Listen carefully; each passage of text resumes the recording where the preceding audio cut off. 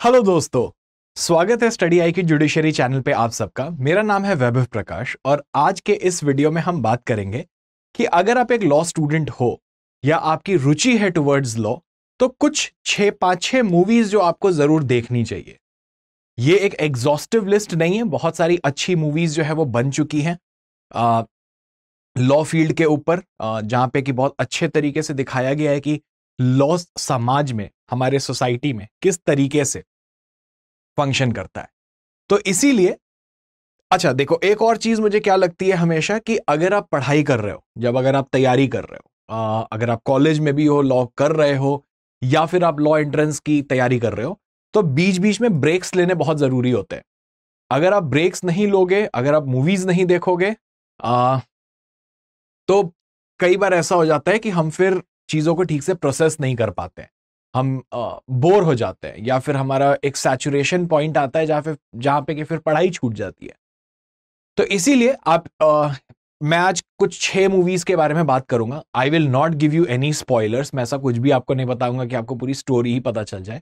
मैं आपको एक बहुत ही जिस्ट में बताऊंगा। हो सकता है कुछ मूवीज आपने इनमें से देखी हुई हो, अगर आपने नहीं देखी है तो आप डेफिनेटली बताना, और अगर आपने कोई इनके अलग मूवीज देखी है तो कमेंट बॉक्स में भी बताना। अगर मैंने वो मूवीज नहीं देखी होगी तो मैं डेफिनेटली देखूंगा, और फिर मैं शायद नेक्स्ट वीडियो में और मे बी नेक्स्ट एक पार्ट में मैं उन वीडियोस को कवर करूंगा।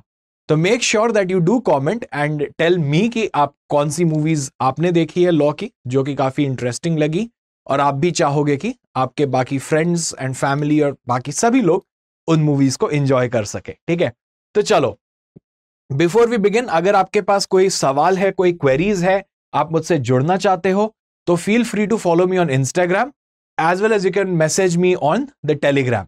तो आप मुझसे जुड़ सकते हो, अपने सवाल जो है वो पूछ सकते हो, and always let's stay connected. तो सबसे पहले मूवी जो है जो मैं आपको सजेस्ट करूंगा देखने के लिए is to kill a mockingbird. To kill a mockingbird जो है ये एक बहुत ही फेमस किताब के ऊपर है, एक बहुत ही एक क्लासिक किताब है जिसके ऊपर कि ये बेस्ड आउट है। जिसमें कि एटिकस फिंच जो है एक विडोड लॉयर होते हैं, जिनको कि डिप्रेशन की बीमारी होती है, और वो एक ब्लैक आदमी को डिफेंड करते हैं। He defends a black person against a rape charge जो कि उसने नहीं कमिट किया होता है। तो उस सोसाइटी में उस टाइम पे क्या प्रॉब्लम्स थी, क्या प्रेजुडिसेस थे, किस तरीके से ब्लैक्स को परसीव किया जाता था, how was the relationship between a white man and a black man, वो सोसाइटल कंस्ट्रक्ट कैसा था उस जमाने में, उस टाइम पे, इन सभी चीजों के ऊपर एक बहुत ही अच्छी ये मूवी जो है वो बनाई गई है। जैसा कि मैंने आपको कहा, to kill a mockingbird एक क्लासिक किताब है, तो इसीलिए आपको, अगर आप ये किताब पढ़े हो वेरी गुड, अगर आपने नहीं पढ़ी है ये बुक और आप बुक पढ़ना चाहते हो तो again very good, nothing better than reading. लेकिन अगर आपके पास समय नहीं है, जो कि मैं समझता हूं कि आज के टाइम में हमको इतनी अपनी खुद की पढ़ाई होती है, उसके बाद कॉम्पिटिटिव एग्जाम्स की तैयारी की पढ़ाई होती है, तो फिर उसके बाद बैठ के एक लेजर रीडिंग के लिए अपने पास उतना समय नहीं बचता। तो इन दैट केस अगर आपको चाहिए तो आप ये मूवी जरूर देख लेना, टू किल अ मॉकिंग बर्ड। ठीक है, ये उसी मूवी का एक सीन है जो कि आपके रेफरेंस के लिए मैंने लगाया है। सेकेंड मूवी जो मैं आपको सजेस्ट करूंगा देखने के लिए वो है judgment at Nuremberg. Judgment at Nuremberg जो है वो नाजी जर्मनी के टाइम की एक उस पीरियोडिक टाइम की एक मूवी है। ये दोनों ही मूवीज थोड़ी पुरानी है, ये कोई आज की मूवीज है नहीं, तो आपको थोड़ा हिस्टोरिकल बैकड्रॉप और हिस्टोरिकल बैकग्राउंड में जाना पड़ेगा। लेकिन these are very very gripping movies. अगर आप इसको बहुत अच्छा, इसमें ऐसा भी है कि आपको ऐसा बॉलीवुड मसाला टाइप मूवीज नहीं है जो ये अभी मैं आपको सजेस्ट कर रहा हूं। So these are Hollywood movies. मैं बॉलीवुड की भी कुछ अच्छी मूवीज लेके आया हूं, सो चिंता ना करें।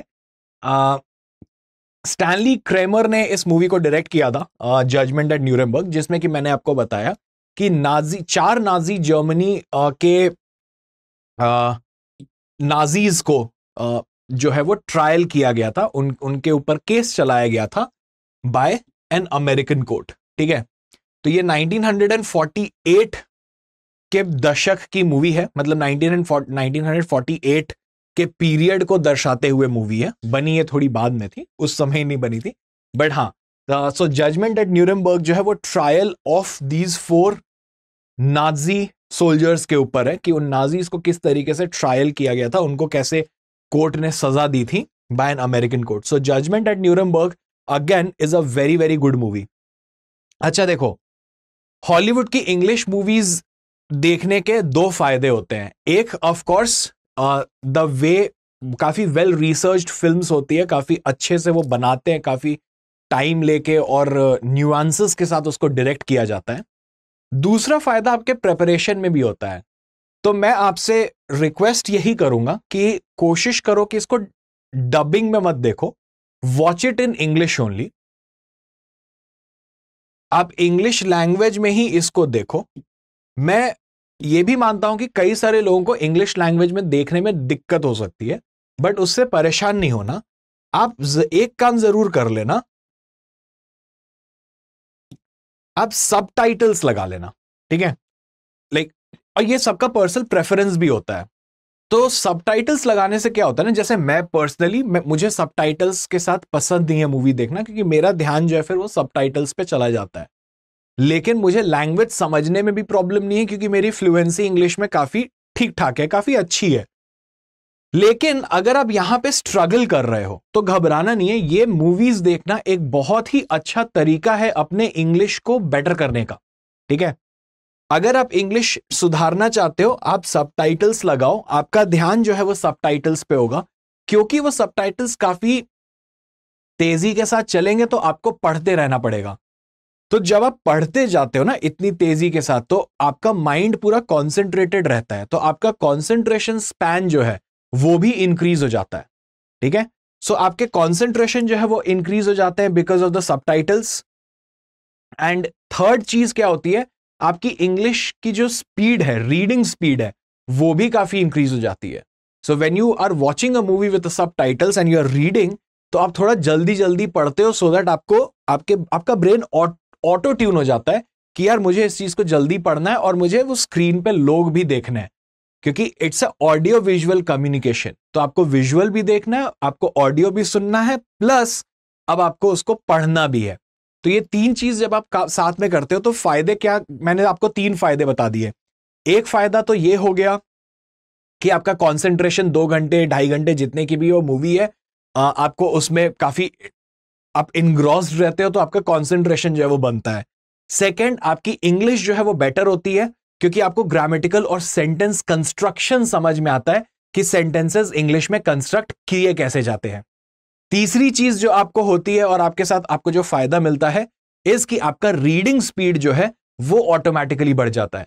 सो this watching movies is a fun way to also learn.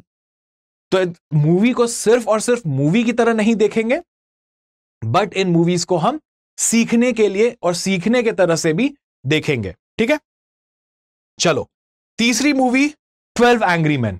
12 angry man एक बहुत ही क्लासिक फिल्म है, जो कि मुझे मेरे नेशनल लॉ यूनिवर्सिटी में जब मैं था रांची में, तो उस टाइम पे मुझे याद है कि 12 एंग्री मैन जो है वो एक दिन हमारे कॉलेज में स्क्रीन की गई थी, और हम सभी पूरे बैच के जितने भी हमारे बच्चे थे, स्टूडेंट्स थे, हम सभी ने बैठ के 12 एंग्री मैन ये मूवी देखी थी कॉलेज में। सो मेरा एक्सपोजर वहां कॉलेज में हुआ था to 12 angry man. It's a very very good movie. ये बेसिकली इस मूवी में आपको ये बताया गया है कि जो ज्यूरर सिस्टम होता है, ज्यूरी सिस्टम होती है जहां पे ज्यूरर्स बैठे होते हैं, जो कि वेस्टर्न कॉन्सेप्ट है, यूनाइटेड स्टेट्स का कॉन्सेप्ट है ये ज्यूरी सिस्टम। इंडिया में ज्यूरी सिस्टम जो है वो अबॉलिश कर दी गई थी, उसके बारे में कभी बाद में आराम से चर्चा करेंगे। लेकिन जब बात थी कि ज्यूरर्स जो होते हैं, सभी ने एक व्यक्ति था जिसके ऊपर की एक चार्जेस लगे थे कि उसने क्राइम कमिट किया है। सभी 11 लोग जो हैं देवर वेरी क्लियर कि वो गिल्टी है। लेकिन एक ऐसा व्यक्ति होता है जो धीरे धीरे धीरे धीरे लोगों को कन्विंस करता है कि keep an open mind and see beyond what is in front of your eyes. तो बहुत ही ब्यूटीफुली और बहुत ही प्यारे तरीके से ये कंस्ट्रक्टेड मूवी है, जहां पे कि आपको ये समझ में आएगा कि गिव अप क्यों नहीं करना चाहिए, why one should not give up on anything for that matter. So a lot of learnings again here in this movie called as 12 angry man. Movie marathon नहीं बनाना है बेटा, ठीक है. ऐसा नहीं है कि एक ही दिन में बैठ के 6 मूवीज, सर ने बोली कि 6 मूवीज देखना है तो 6 मूवीज एक ही रात में बैठ के देख गए, ऐसा नहीं करना.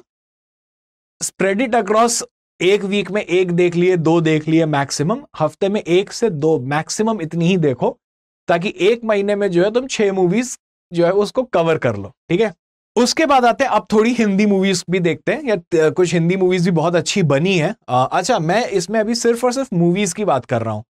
वेब शोज और सीरीज जो होती है जिसमें मल्टीपल एपिसोड्स होते हैं, उसकी बात नहीं कर रहा. उस पर मैं अलग से बनाऊंगा वीडियो.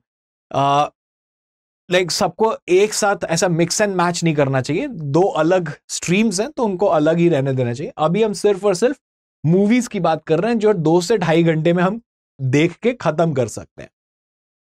सेक्शन 375 जो है, ये भी एक बहुत ही अच्छी मूवी मुझे लगी है. मैंने देखी है ये मूवी, मुझे काफी अच्छी लगी थी. जिस तरीके से इसमें डिपिक्शन है इंडियन कोर्ट्स का, इंडियन कोर्ट सिस्टम का, कैसे प्रोसिक्यूशन और डिफेंस एक क्रिमिनल ट्रायल में काम करते हैं, कितनी चीजों को तोड़ा जाता है, मरोड़ा जाता है, अलग तरीके से प्रेजेंट किया जाता है. तो एक रेप केस में क्या क्या होता है, एक सेलिब्रिटी एक्टर के लाइफ में उसके ऊपर जब एलिगेशंस लगते हैं तो उसके पॉइंट ऑफ व्यू से उसको क्या दिक्कतें होती है, जो उसके टीम का पार्ट थी जो कि विक्टिम है, उस लड़की के ऊपर क्या बीतती है, उसके साथ क्या प्रॉब्लम्स है, लॉयर्स के पॉइंट ऑफ व्यू से कि भाई उन्हें क्या दिक्कतें फेस करनी पड़ती हैं. और एक बहुत अच्छे तरीके से इसको एंड किया है, कंक्लूड किया गया है बाय शोइंग की प्रेजेंट सोसाइटी में लॉज को किस तरीके से यूज भी किया जा सकता है और मिसयूज भी किया जा सकता है.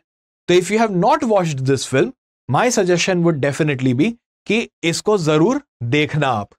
उसके बाद एक मूवी की और बात करते हैं विच इज मुल्क. ये भी एक बहुत ही अच्छे तरीके से बनाई हुई मूवी थी. थोड़ी पुरानी हो चुकी है ये, मुझे एग्जैक्टली ईयर तो याद नहीं है कि कब रिलीज हुई थी, बट हाँ थोड़ी सी पुरानी हो चुकी है.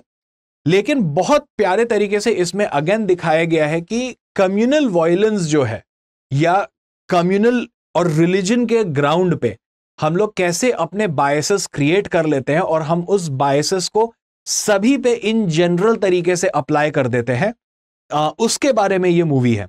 तो एक मुस्लिम फैमिली जो आती है, अगर कोई एक टेररिस्ट होता है जिसका नाम मुस्लिम है या वो एक मुस्लिम धर्म से बिलोंग करता था, तो उस टेररिस्ट के एक्शंस को पूरी की पूरी फैमिली पे, पूरी कम्युनिटी पे, पूरे रिलीजियस ग्रुप पे कैसे हमारे बायसेस उनके ऊपर आ जाते हैं, उसके ऊपर बहुत अच्छा एक इलैबोरेशन है इस मूवी में.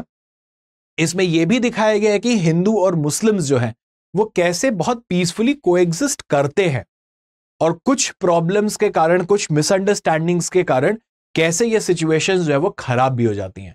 So this is another very beautiful movie that I would want all of you to have a look at. Then comes a movie called as शौर्य. ये भी थोड़ी पुरानी मूवी है, अब मैंने थोड़ी क्या है तो काफी पुरानी हो चुकी है मूवी, लेकिन शौर्य एक बहुत ही प्यारा डिपिक्शन है. और ये तो उन सभी लोगों को देखना चाहिए जो कि जजेस, एडवोकेट जनरल, जो कि इंडियन आर्मी के लॉयर्स होते हैं, वो बनना चाहते हैं. तो जैग के ऊपर इंडिया में अगर कोई अच्छी मूवी आज तक बनी है तो वो है शौर्य मूवी, जो कि मैंने देखी है. ये सारी मूवीज मैंने देखी है, इसीलिए मैं आपको रिकमेंड कर रहा हूं देखने के लिए. So these are my favourite movies that I have watched and hence I am recommending. मैं कोई रैंडम मूवीज आपको नहीं आके सजेस्ट कर रहा जो मैंने खुद ही ना देखी हो. तो ये सब मुझे पसंद आई थी, इसीलिए मैं आपको ये बता रहा हूं. हो सकता है आपको पसंद आए, हो सकता है आपको नहीं भी आए. अगर नहीं पसंद आई तो कोई बात नहीं, और पसंद आई तो चलो अच्छी बात है ना कि आपको कोई मूवीज जो मैंने बताई वो आपको पसंद आई. तो शौर्य जो मूवी है वो एक्चुअली इसके बारे में है कि कैसे आप जब इंडियन आर्मी में होते हो और आपके पर्सनल लाइफ में कुछ चीजें हो रही होती हैं, तो कैसे आप अगेन उसको अपने प्रोफेशनल लाइफ में भी लेके आ जाते हो, और कैसे आर्मी के लॉयर्स काम करते हैं, कोर्ट मार्शल की प्रोसीडिंग्स जो है वो कैसे की जाती है, किस तरीके से फैक्ट फाइंडिंग होता है। तो ये सब बहुत सारी चीजें जो है बहुत प्यारे तरीके से, बहुत अच्छे डायरेक्शन के फॉर्म में शौर्य मूवी में बताई गई है। तो ये अगेन एक मूवी सजेशन है जो मेरे एंड से आप सबके लिए होगा। तो ऑल इन ऑल अगर देखा जाए तो मैंने आपको इस सेशन में, इस वीडियो में मैंने आपको 6 मूवीज के बारे में बताया है, जिसमें से कि 3 इंग्लिश है और 3 हिंदी है। इन 3 हिंदी मूवीज को देखने में मुझे नहीं लगता आपको बहुत ज्यादा दिक्कतें आएंगी, लेकिन इंग्लिश मूवीज में अगर आप डिफिकल्टी फेस कर रहे हो तो मैं वापस से ऑन अ पार्टिंग नोट में आपको जल्दी से बता देता हूं, मेक श्योर कि आप सबटाइटल्स ऑन कर लेना, इंग्लिश लैंग्वेज में ही देखना, हिंदी डबिंग मत देखना, और सबटाइटल्स ऑन कर लो। जल्दी जल्दी पढ़ोगे, तुमको सेंटेंस कंस्ट्रक्शन समझ में आएगा, तुम्हारी इंग्लिश की लैंग्वेज जो है वो थोड़ी बेटर होगी ग्रेजुअली, धीरे धीरे। एंड बेस्ट ये होगा कि आपकी रीडिंग स्पीड जो है वो थोड़ी सी बढ़ जाएगी, क्योंकि आपका कंसंट्रेशन भी बढ़ेगा और आपकी रीडिंग स्पीड भी बढ़ जाएगी। सो ऑन दिस नोट आप जरूर बताना कमेंट सेक्शन में कि आपने कौन सी मूवीज देखी है और आपको कौन सी मूवीज पसंद आई। अगर इनमें से मैं कोई मूवीज नहीं कवर किया हूं और जो आपने देखी और बहुत अच्छी लगी हो आपको, जरूर बताना। अगर मैंने नहीं देखी होगी तो मैं जरूर देखूंगा, और अगर मैंने देखी होगी तो मैं नेक्स्ट पार्ट में इसको एनीवे कवर करूंगा ही करूंगा। So on that note I would say thank you all of you for this for being in this session. मिलते हैं अगले सेशन में। Till then, don't forget to like, share and subscribe to Study IQ Judiciary. Thank you.